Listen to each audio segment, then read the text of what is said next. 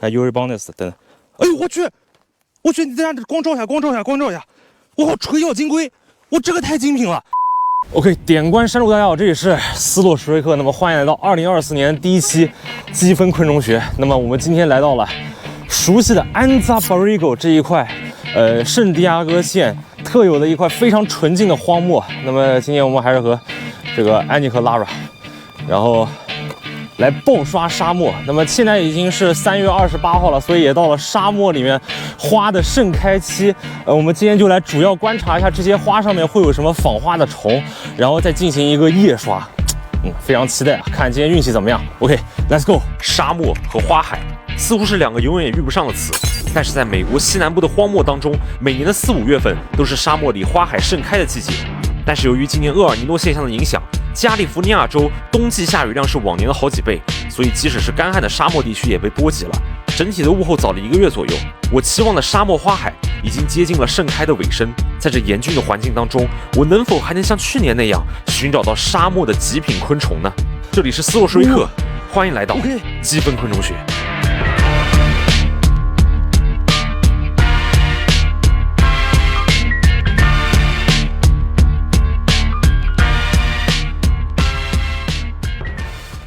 这个感觉今天安扎布瑞戈这边的风超级大，这个拍照也不是很容易，板子一会儿就给它吹弯了，有点难受。今年的安扎布雷戈沙漠因为山上的冷空气和沙漠的热空气形成的强对流，导致了风特别大，在这种大风天拍微距真的是特别难，所以大家支持一下，点个赞吧。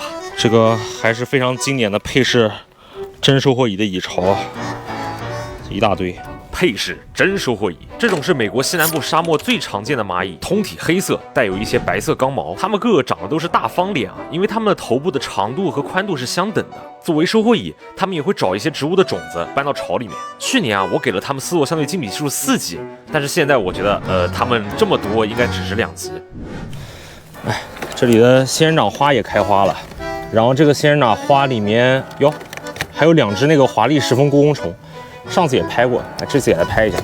华丽石峰锅工虫，一种配色非常高级的小甲虫。它们之所以会出现在花里，不仅仅是为了取食花蜜，而是另有所图。大家可以先猜测一下，它们为什么叫做石峰锅工虫？这个我们马上就说。所相的精品系数4级。我去，我鸟不知道为什么到啊，你扎到了？扎到了，把它扒下来。哟，这扒这个刺还挺疼的，千万不要被这东西扎到啊！这边这种仙人掌可以说是美国西部沙漠这边最危险的一种仙人掌，因为这种仙人掌的这个刺前面有一个沟，然后只要它刺入你的皮肤，你要拽下来，它就像一个倒刺一样，会把你一层皮给拉出来。而且这个仙人掌很脆，它的刺会断掉，然后留在你的皮肤里面。所以我们尽量还是靠这种仙人掌远一点。你看这边到处都是这种仙人掌，前面树枝上好像停了一只旋斑蜻，红色的蜻蜓，它在这边巡飞。我们悄悄的靠近，就用长焦打爆它的青头，要小心仙人掌。它现在正在看着我，我一靠近的话，它肯定会突然飞起来，所以要轻，要非常轻。来，旋斑蜻，北美洲西部最常见的青属，前后翅都有绚丽的橙黄晕色。你可能会问，为什么沙漠里面会有蜻蜓呢？蜻蜓的稚虫不是水栖的吗？我有2个猜测。第一是今年降水量比较多，所以沙漠里面有一些水源储备。第二，旁边高海拔的山上可能会有一些季节性的河流。总之，旋斑蜻就是一种给点水就能活的生物，所相对精品系数3级。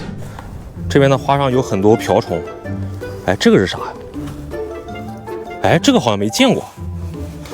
得爆拍一下，这个看起来有点好看啊！这个干这个风，不要再刮了，不要再刮了！靠，它跑我手上来了。黑爪片红芒春，要注意断句，是黑爪片红芒春。爪片指的是翅的这个部分。这种芒春的配色在芒春科里面算是比较好看的了。这我必须报给斯洛相对精品系数4级。你看这个瓢虫，这是七星瓢虫吗？怎么这么大？来一张七星瓢虫，这张照片我非常喜欢。你看这个虚化和颜色正好恰到好处，这看得让人以为是 AI 生成的一样。当然，七星瓢虫也是全世界都有啊，这个太菜了，我就只给1级了。各位看到了吗？那个草里面有一只蛱蝶，而且不是毒蛱蝶，看起来很精明，不会是网蛱蝶吧？赶快拍！我看错了，依旧是老朋友杜假蝶。杜假蝶是北美洲荒漠地区的特有物种，它的花纹就像一层一层的鳞片一样，我觉得非常好看。那你觉得呢？杜假蝶在停落的时候啊，会很有规律的扇动翅膀，有点像是小时候玩的铁片小蝴蝶。这个我就给它斯洛上的精品系数4级。这边有一只，你看那个啊，虽然 GoPro 它比较广，你们可能看不见，但是这边有一只正在爆飞的墨西哥的那个风牙影，拍一下。墨西哥柱风牙影，这种石牙影长得很像扩大版的家影，身体有着淡淡的金属绿色。通过它平稳的悬停技巧，你就可以判断出它是一只石牙影。所以它的精品系数3级。这朵花里面有意思啊！你看我发现了什么？这朵花里面居然有一只睡觉的蜜蜂。现在才4点钟，它就已经开始睡了。我们来拍一下，这是一只切叶蜂鼠。还记得前面提到过的华丽石蜂过翁虫吗？它就是石蜂过翁虫的食物。石蜂过翁虫在访花的时候啊，会在花的中心产下一颗卵，这颗卵会在切叶蜂访完花之后粘在它的身上，并且孵化，然后搭便车带回切叶蜂的巢里面，然后石蜂过翁虫的幼虫就会吃掉切叶蜂的成虫为它的幼虫准备的食物，最后再吃掉切叶蜂的幼虫，直到它有足够多的能量可以化用。这就是石蜂过翁虫为什么叫做石蜂过翁虫的原因。哎，这种带场景的，我感觉可以试试广角微距、鱼眼微距啊！大家给它装一下，大片即此诞生。OK， 再把柔光罩调整一下。这种带行为的场景怎么能不上一张广角微距呢？这里我使用了我自制的广角微距附加镜，等效184.5度的视角。那么，请看成片。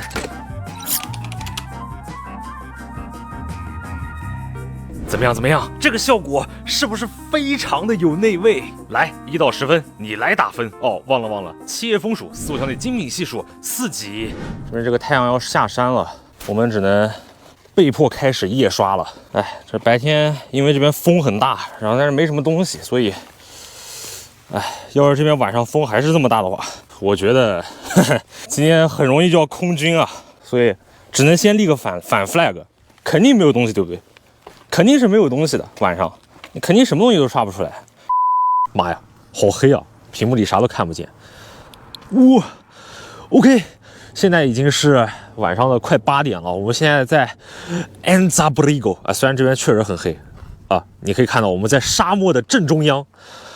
现在天上基本上也已经黑了，你可以看到有一些星点，所以既然来到加州的沙漠，我们就要尝试一下星空摄影，对不对？好，那么马上搬一下这个三脚架，就用这个图利10-17广角鱼眼镜头，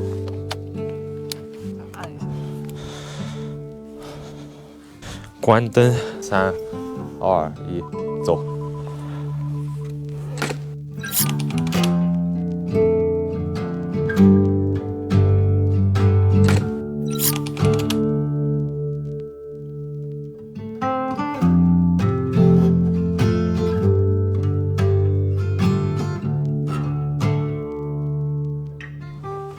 那么现在星空也拍完了，我们正式开刷。这边有一只光滑胖甲，就是那个长得特别圆，然后非常光滑，上面有很多白毛那种小的拟布甲，我们来拍一下。光滑胖甲这种拟布甲是沙漠这边最可爱的一种拟布甲了，这一只只的就是一群行走的小毛球，怎么看都看不腻啊。去年我给它了一个3级，但是今年我发现其实它的数量并不是很多啊，所以值得一个4级。这边有一只超级小的碧蜘蛛，就在这个地方。我知道这边全是光，你们可能看不清楚，但是我回来给大家拍一张。这种属于 Aromobatidae， 看个体大小的话，这只肯定是个未成熟。沙漠这里的碧蜘蛛真的能长了老大一只，斯洛强的精品系数3级。你知道碧日宝宝叫什么吗？啊，啥？小碧崽子。好。耶，这不是拟布甲吗？哟，这不是同色蜡甲吗？拍枝同色蜡甲，安扎布雷格沙漠最常见的一种拟布甲，但是质感看上去也比海岸线的好很多啊！我就给个斯洛强的精品系数3级。这边有一个蜜罐蚁的窝，哇，这种蜜罐蚁感觉好大呀，拍一下。墨西哥蜜罐蚁，这种蜜罐蚁算是我在美国西南部见到最大的蜜罐蚁了。它的大型公蚁能长到大概7毫米，看起来它的体色比甲壳蜜罐蚁稍微淡一点。蜜罐蚁就是著名会在肚子里面储蜜的蚂蚁，这样做可以帮助它们节省很多的营养，能让它们更好的在沙漠里扩大种群。墨西哥蜜罐蚁相对来说比较稀有，所以我给它斯洛强的精品系数5级。啊，有蚁蜂，可能是个精品。我看看，没翅膀哎。是蚁蜂。哎，这长这样的蚁蜂我真没见过呢，棕色的。拍一下，等等，这是蚁土蜂。蚁土蜂的雌性，这个更精品。哦，这不是蚁蜂。蚁土蜂属。如果说蚁蜂是长得像蚂蚁的一种蛛蜂，那么蚁土蜂就是长得像蚁蜂的一种刺豚土蜂啊，这个关系确实是有点乱。总而言之呢，这个蚁土蜂可能是和蚁蜂科有一些趋同，或者它只是单纯的拟态。这张照片是安扎布雷格沙漠同产地的 Odontophotopsis 属的一种蚁蜂，给大家3秒，你能看出它和蚁土蜂的区别吗？3、2、1，揭晓答案。蚁土蜂科呢有一个非常长的腹柄，但是蚁蜂科呢并没有那么长的腹柄。这么一看还是很清晰的吧？蚁土蜂科和蚁蜂科呢都是雌雄异形的，雄性有翅膀，雌性没有翅膀。总而言之，这是一个非常精品的昆虫，斯洛山的精米系数直接5级，运气上来了，肯定还能出更多精品。我们继续，这边的花上面居然有一只正在睡觉的园鲸，哎呀，这园鲸终于开张了，我都麻了。拍一下，橙斑龙头园鲸，这种园鲸我还给它了一个外号，叫做沙漠死神。你来看看它的头部特写，是不是非常的阴森恐怖？对此我只能表示，这真的是太帅了，这个园鲸。你别看它全身都是黑色的，非常低调，但其实它真正好看的地方在它的翅膀之下。OK， 我要把它拔起来，那我就是拔叔，我很会做人。我现在就来演示一下它翅膀底下的斑纹，只要它不往我身上喷那种剧毒的体液，真的，大家看到了吗？它到我手上了，大家看到翅膀里这块橙色的斑了吗？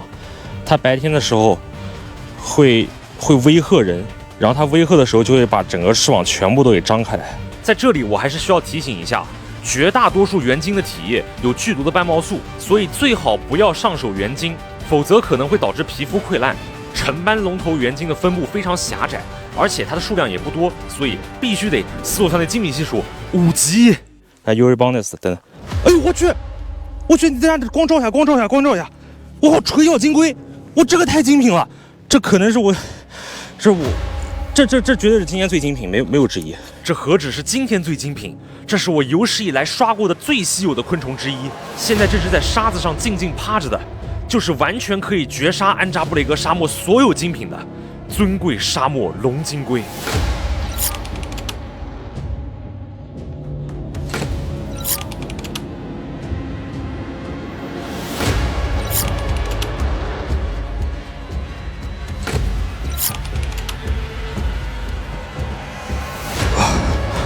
我去，太精品了！这个，你看一下它动了吗？没有，它就在这么大一坨，我能看不见。我知道，但是就在这里。它肯定是被光吸引过来，因为你看它翅膀还是开着的。我这个太精，这个绝对太精，这个直爆了，好不好？今天来，这是我第一次拍垂角金龟，真的，这是我第一次拍垂角。不是，刚嗡一下，又来一只，我去，等等，我绷不住了，这么多。灯幼的话不得负死？哇，那在这个地方灯幼，那爆炸全是垂角金龟，这得高兴到什么时候啊？你知道10连5斤的含金量吗？空军了一早上，然后精品全在晚上出现了，这跟去年截然相反啊！好，那么现在我就来给大家介绍一下这种精品的龙金龟。龙金龟科也叫垂角金龟科，它之前是自成一科的，但是它现在被分到了粪金龟科下。我们采集昆虫的时候啊，会用到一种方法叫做灯诱法，也就是立一个大灯，把那些蛾子呀、金龟啊、锹甲这些东西吸引到我们的白布上面。然而龙金龟这种东西非常少见，大家知道是为什么吗？因为它上灯，没错，它喜欢光源，但是它不喜欢强光源，它只喜欢弱的光源。所以在我们拍园鲸的时候，手电筒发出的弱光反而把这些龙金龟给吸引过来了。龙金龟的幼虫取食真菌，而它的成虫呢口气比较弱，所以它基本上不怎么吃东西。再加上干旱的沙漠里啊，本来真菌就比较少，而且要喂养一只这么大的奇槽，它需要很多的真菌，所以能见到这2只龙金龟，那运气真的是好翻天了都。龙金龟亚科一般头部有一个头角，然后胸部呢